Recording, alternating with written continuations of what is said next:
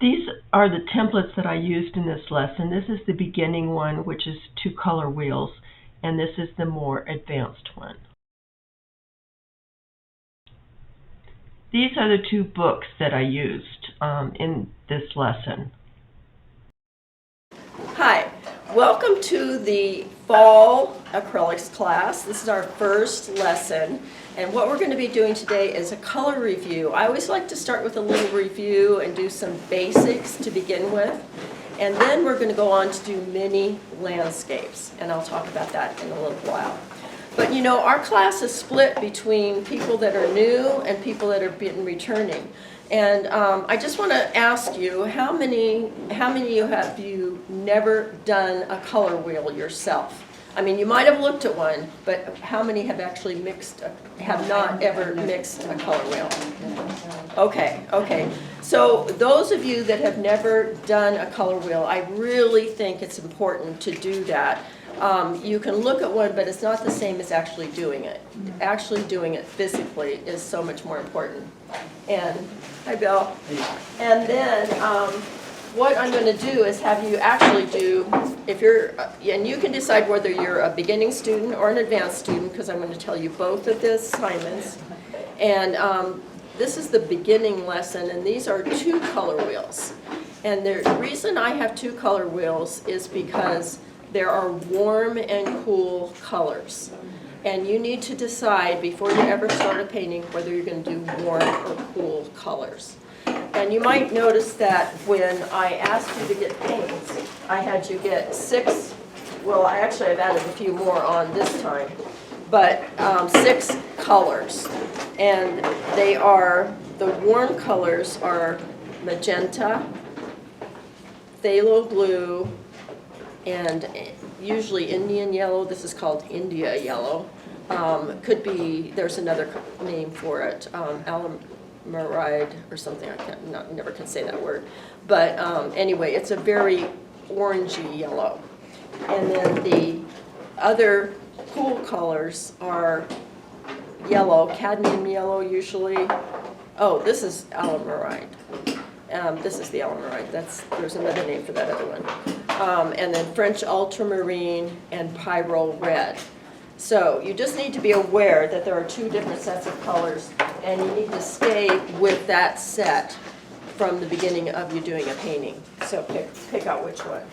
And then I want you to I have little printouts of a color wheel, and I want you to take the color wheel and put the basic colors at the top. These are the cool colors, these are the warm colors. And you know, what's really interesting about this is it's very important to know the difference between this, because I've had people try to do sunsets, and then they'll use these cool colors to do a sunset. It does not work. You end up with a mess. A sunset or a sunrise would be the warm colors, because the sky is already blue.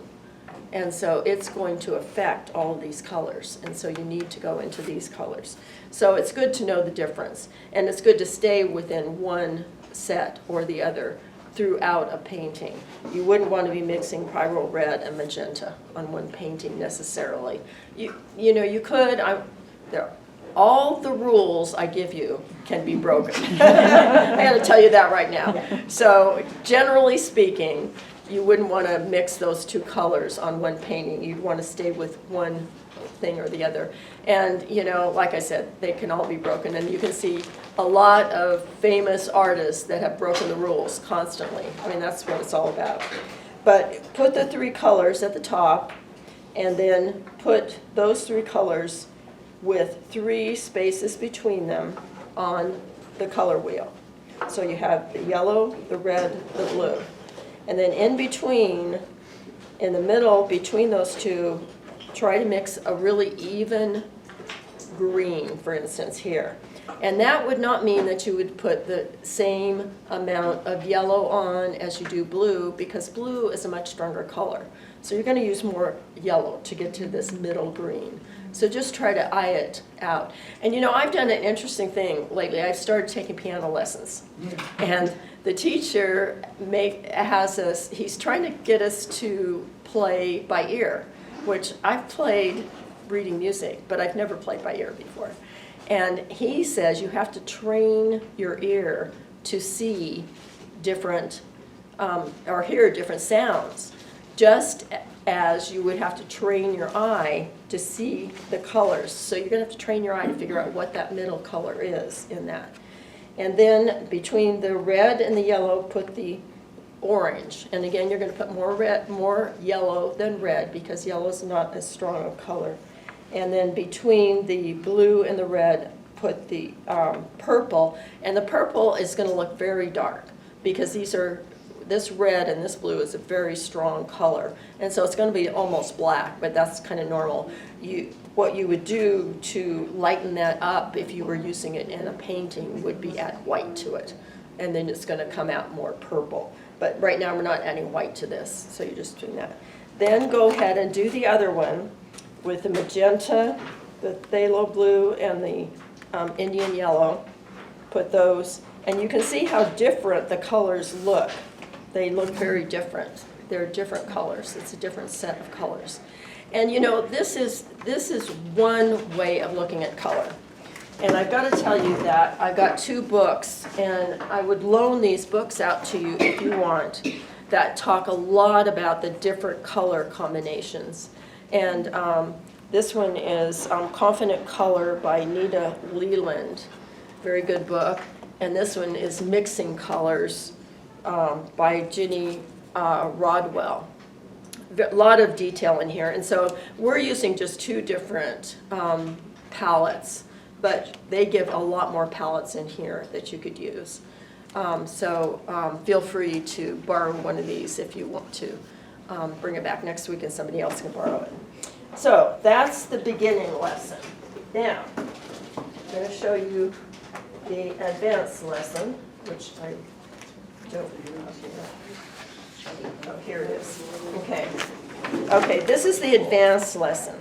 Now, I want to ask you a question right now. Is how many colors do you see here? 6. Oh, 5. 4. 1, 2, 3. Can't see that well. 5. I guess 4. 4. You're saying 4. Okay. There are 4 colors here, but what I want to emphasize is that when you put this same color in the middle and you surround it with another color, you change how that color looks. That's another thing that you have to kind of train your eye to see. And so you need to notice when you're doing a painting, when you put a color next to it, it's going to make it look a little different. These look, I think they look a little different. That looks a little different with the yellow around it. But anyway, so that's the first thing. And this is Albers. Joseph Albers trained his students. He used tissue paper to show them, to emphasize the difference that it makes when you put a different color next to a color, how it makes it look different. So you need to kind of train your eye to see that. Now, on the bottom part of this is Musil's color tree. And so this is a little more advanced way of looking at color rather than a color wheel.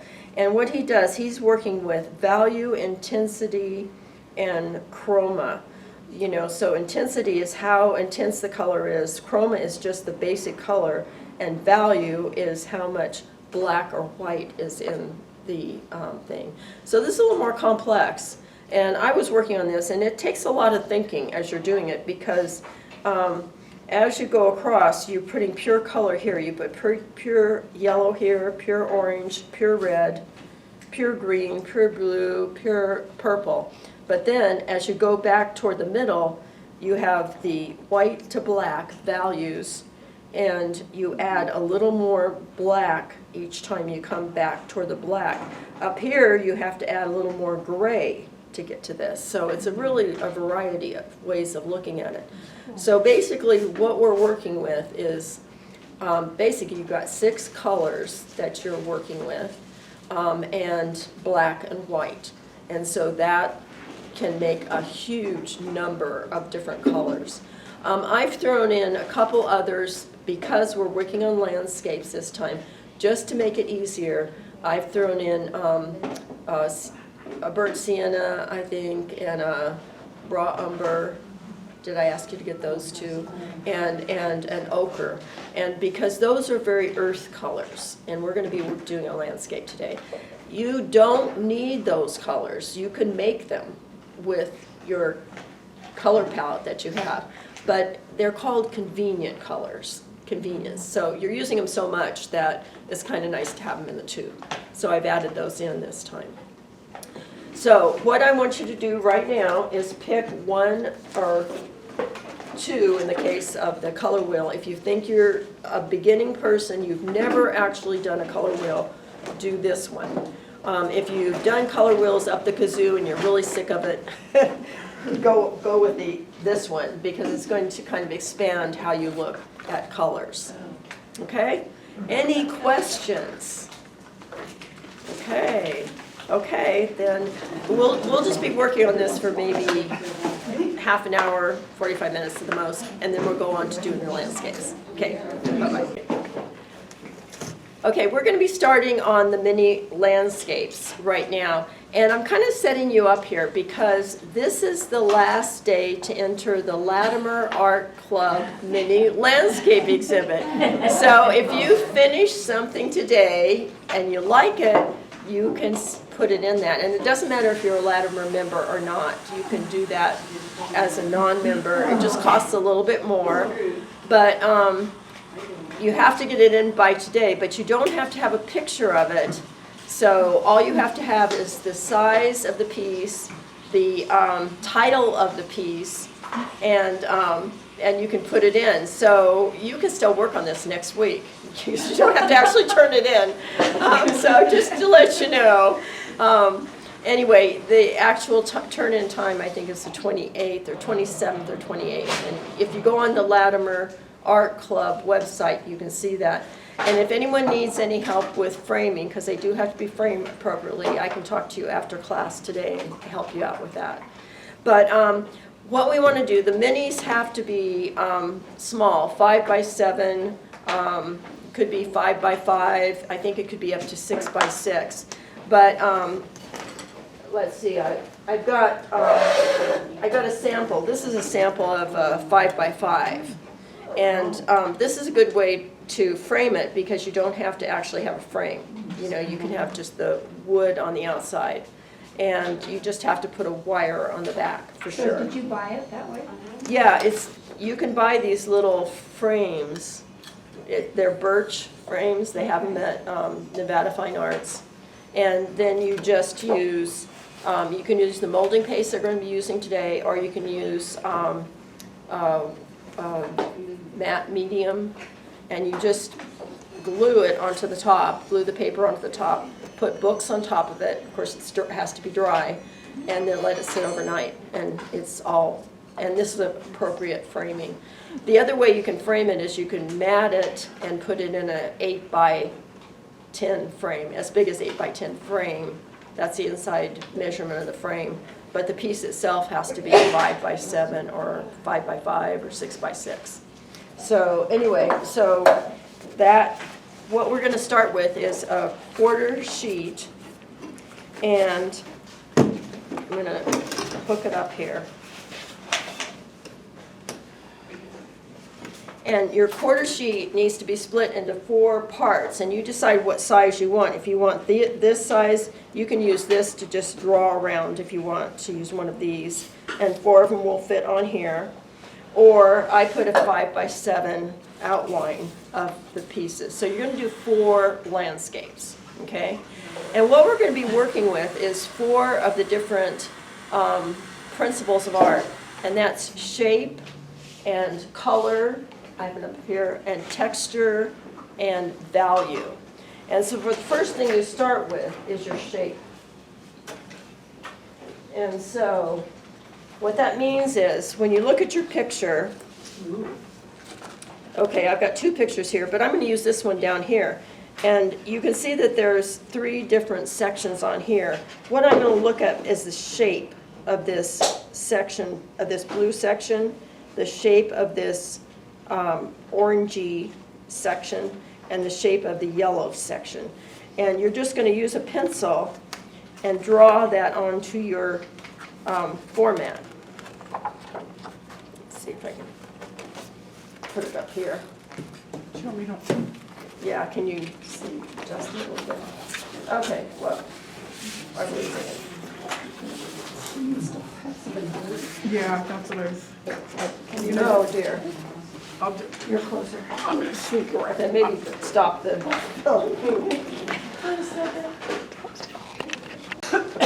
Good, okay. What that means is you draw around those shapes.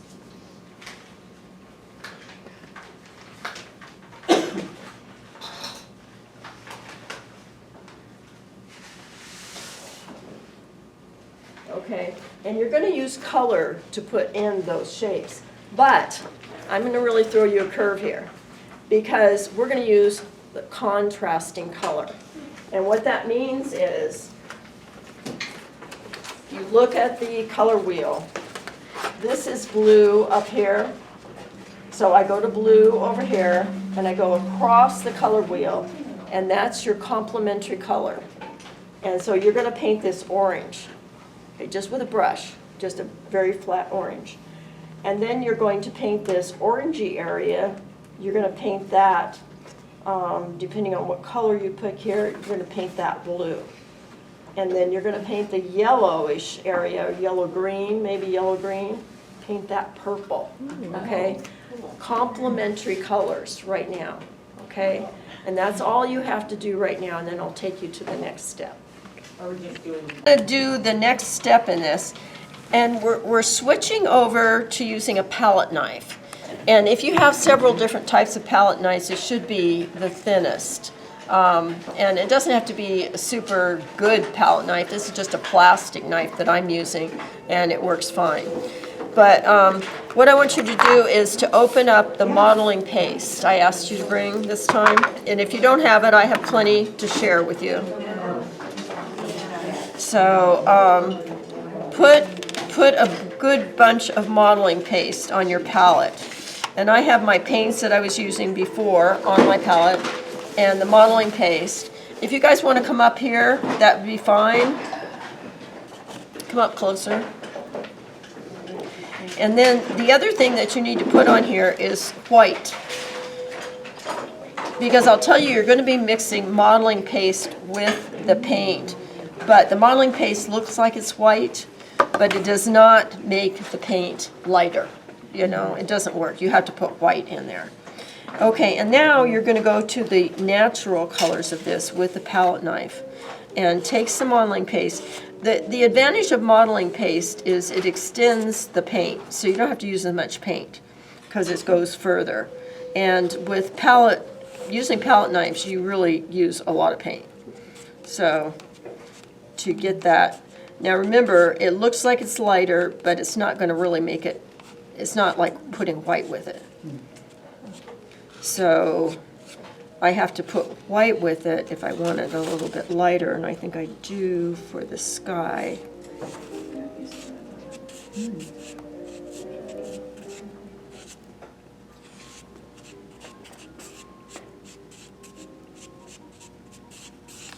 Okay, and then you start just like you were doing a cake, spread it on. You can use the point of the palette knife. You can use the side of the palette knife.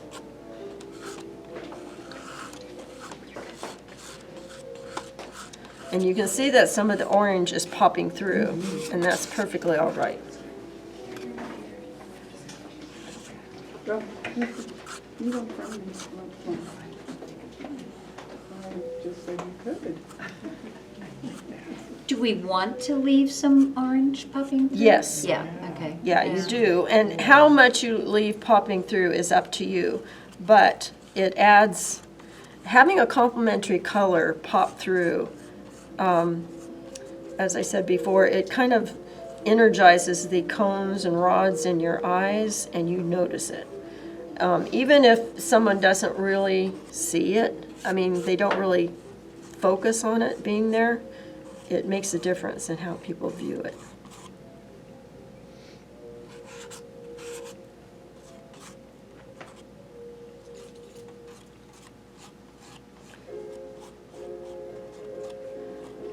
And you can add white. Like there are some white clouds in this. So I put some modeling paste into the white.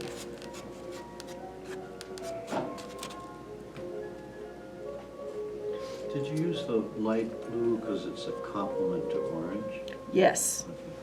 I used the orange because it's a complement to blue. Oh.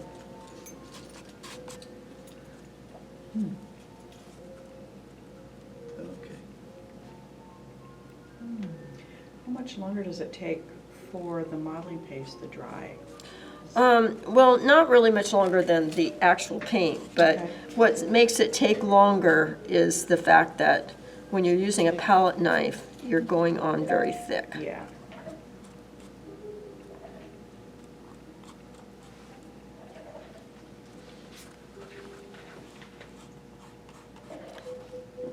And I'm trying to go across this to not, I don't want to just a pile in the middle. So always think about the edges of your painting and what's going on there. Okay, and then that was orange.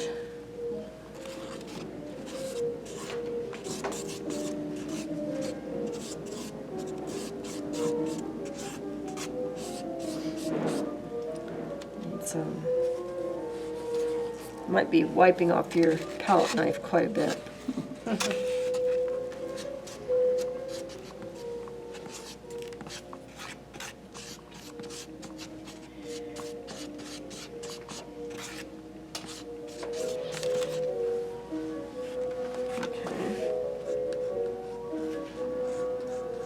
Oh, I'm doing the wrong place. Sorry. Okay, scrape it off. So the purpose of the modeling paste is to give it texture? Yes, it partially texture and also extends the paint, so you don't have to use quite as much paint. Because modeling paste is cheaper than paint. Gotcha. Any of the mediums that you mix with acrylics are going to be less expensive than your paint. Paint's always the most expensive. So the modeling paste doesn't change the color. No, it doesn't at all. So the sky is a lighter blue because you added white. White, that's right. Yeah. So you can kind of be fooled because the modeling paste looks like it's white, but it really just dries clear.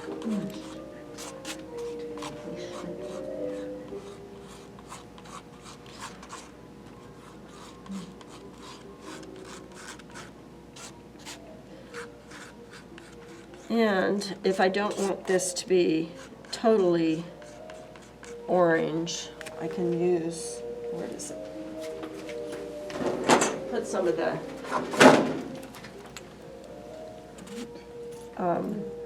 burnt sienna into it.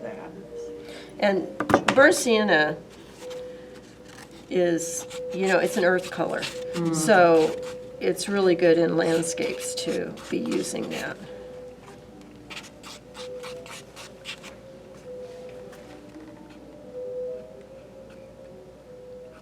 So you add a little more color into it.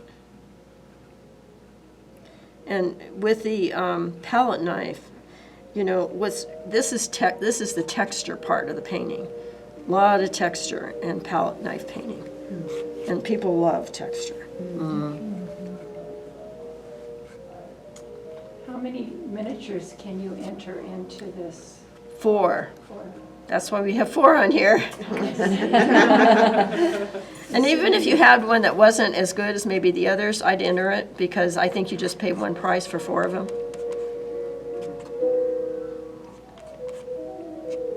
Did you do all your entries with this technique? Yes, I did, but I might have a really odd name to one of these because I might pick another one to put in there, and I've already had to put the names in. So it's like I said, road through the mountains and there's no road, something like that. But I don't know. I'll think of. That's why sometimes people put untitled You as. can do that and just number them? Yeah, you can do that. Generic landscape one, landscape. Right, you could do that. It's a series. They gotta Definitely tell 'em could it's do that. landscape, otherwise they won't know what that is. But yeah, so you can do entitled. I don't really recommend doing untitled as a rule, but I mean, if you had to enter something and you weren't sure what it was going to be yet, you could do that. But untitled, the problem with untitled is if you use untitled more than once, and you've taken a picture of your painting, you can't figure out which picture it was. Yeah. So.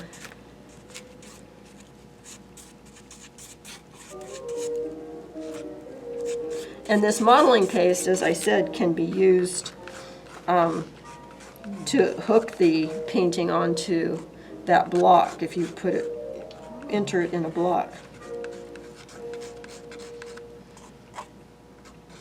What's nice about a palette knife, you can look at all the different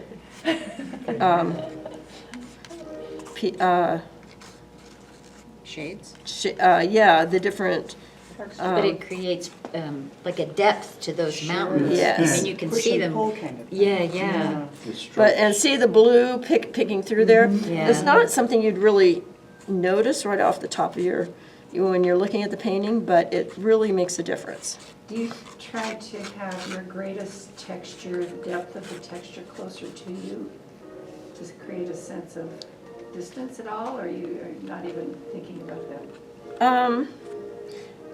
I don't think about it, but that might be a good way to go.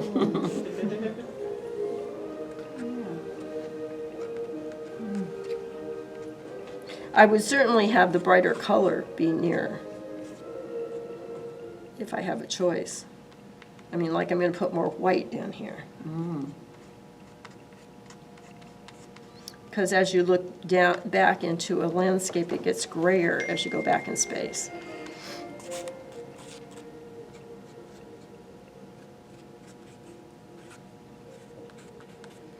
And then I wanted it really dark green.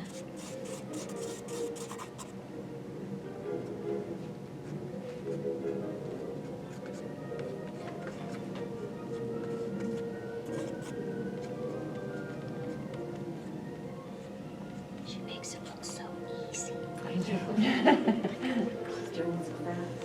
Oh, there is a road through here, so I can use this.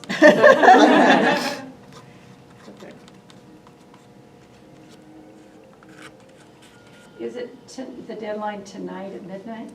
I believe so, yeah. We know where to look going. Yeah, right. Go back and work on it. I like big brushes and big spaces. Yeah. It'll be a challenge. If you're used to bigger format. That's kind of fun. Looks very Monet-ish. Yes, it does, actually. And the movement from the different ways you move the. Okay. Now, you're going to mount that on one of those little wooden blocks? No, I'm going to put it in a frame because I have the frames that fit a 5x7. I don't have, the wood blocks are 5x5.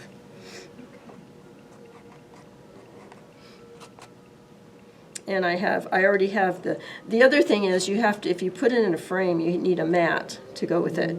And just a little hint, Hobby Lobby probably has the mat that would fit it. And if they don't, they'll make a mat very cheaply. So the exterior measurement of a frame can go to max of what? It's not the exterior, it's the interior of the frame. It's, like a frame is this big, you measure the inside and it's 8x10. Okay, but they don't want a 2-inch molding on an 8x10, right? I don't think they care They don't? about that. As long as the picture is the right size. Yeah, as long as the picture is the right size.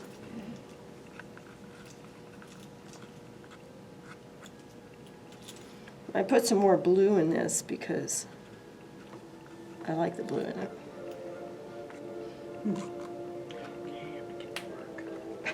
Okay, so go get started, and when you finish one, just go on to another.